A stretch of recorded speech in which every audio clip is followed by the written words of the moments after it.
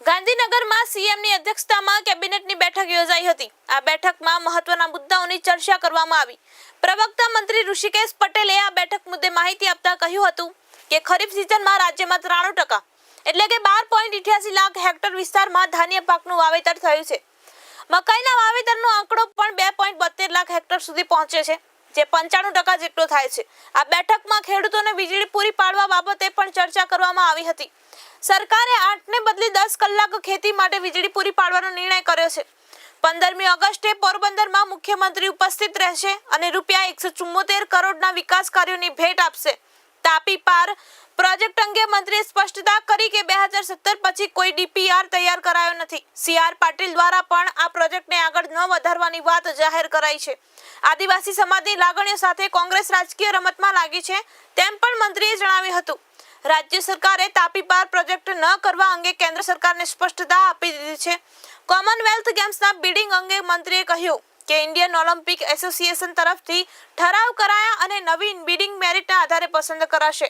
અમદાવાદ અને ગુજરાતને ઓલિમ્પિક જેવા મોટા ઇવેન્ટ મળી રહે તે માટે રાજ્ય આશાવાદી છે। સાથે જ બનાસકાંઠામાં ફરી લંપી વાયરસના કેસ સામે આવ્યા બાદ સરકારે તાત્કાલિક પગલાં લેતા પશુઓ સાથે સઘન રસીકરણ ઝુંબેશ હાથ કર્યું હતું। ગત કેબિનેટની અંદર જે નિર્ણય થયો હતો એ વરસાદ ખેંચાયો છે અને ખેડૂતો વીજળી માટેની માગણી કરતા હતા।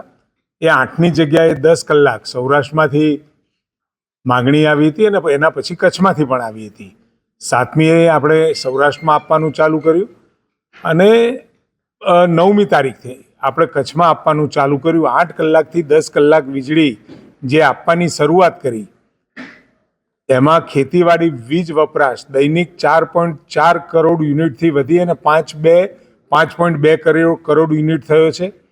આ નિર્ણયથી 12 લાખ ખેતીવાડી કૃષિ વીજ જોડાણોને લાભ મળ્યો છે। તદુપરાંત 14/8/2025થી એટલે કે આવતીકાલથી મહેસાણા જિલ્લામાં પણ માગણી આવતા ખેતીવાડી વીજ પુરવઠો 8 કલાકથી વધારી અને 10 કલાક કરવાનું આયોજન થયું છે અને આ નિર્ણયથી મહેસાણા જિલ્લાના 43,000 જેટલા વીજ કનેક્શનોનો એ લાભ થશે અને એ વીજ જોડાણોને 8થી 10 કલાક એમની વીજળી મળશે।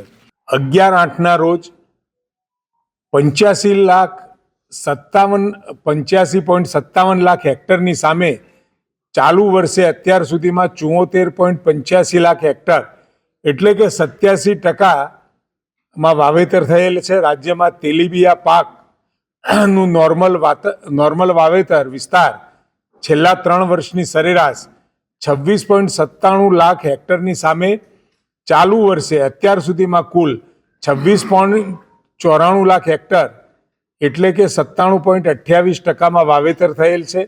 મગફળીમાં 3 વર્ષની સરેરાશમાં 17.50 લાખ હેક્ટરની સામે ચાલુ વર્ષે અત્યાર સુધીમાં કુલ 20.54 લાખ હેક્ટર એટલે કે 117.32%માં વાવેતર થયેલ છે। કપાસમાં છેલ્લા 3 વર્ષમાં 25.34 લાખ હેક્ટરની સામે ચાલુ વર્ષે અત્યાર સુધીમાં કુલ 20.58 લાખ હેક્ટર એટલે કે 81.23%માં વાવેતર થયેલ છે। રાજ્યમાં ધાન્ય પાકનું નોર્મલ વાવેતર વિસ્તાર 13.76 લાખ હેક્ટરની સામે ચાલુ વર્ષે અત્યાર સુધીમાં 12.88 લાખ હેક્ટર એટલે કે 93.63%માં વાવેતર થયેલ છે।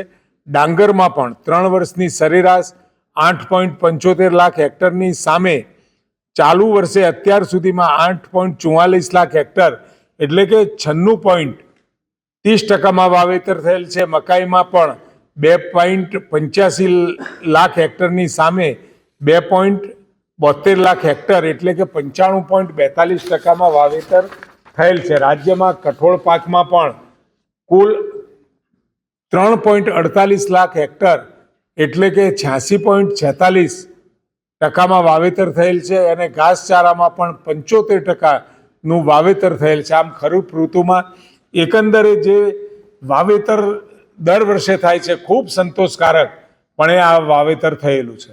આ પ્રોજેક્ટ 2 રાજ્યને અડીને આવેલો છે। આપણે આપણો નિર્ણય આપી દીધો છે કે આ પ્રોજેક્ટ ગુજરાત સરકાર કરવા માંગતી નથી એટલે બંને રાજ્યોની સહમતિ હોવી જરૂરી છે, પરંતુ ગુજરાતે પોતાનો ઇન્ટેન્શન બિલકુલ ક્લિયર કર્યો છે અને આમાં આ પાર તાપી નર્મદા પ્રોજેક્ટમાં આપણે આગળ વધવા નથી માંગતા એવું કેન્દ્ર સરકારને સ્પષ્ટ જણાવ્યું છે.